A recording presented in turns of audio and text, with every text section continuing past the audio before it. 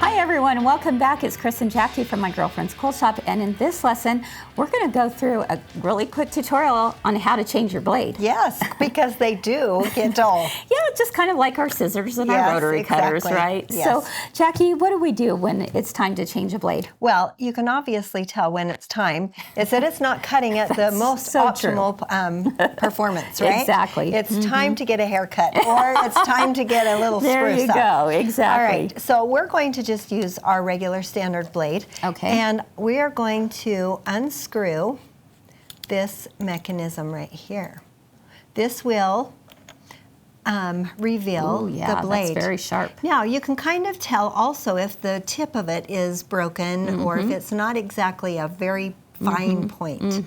But to change that, all you have to do is use your scraper that comes with your machine. Oh, yes. And on the back side of it, spatula thingy-jigger, yeah. there is a foam piece, and you're like, what was that for? Yes, there's good reason for it. There is a good reason for it. All you have to do is poke that down in, and there is your blade. Wow, so Isn't simple. that so simple? I love it. And then all you have to do is put in a new one. But since we don't have a new one, we're just going to put this old one back in. I would also suggest that this might be a good time to make sure this area is clean as well, because there can be lint and paper that can even get caught up in there. So just brush that stuff away. So to put it back on, you would just put your blade back in that little foam piece, put it back in.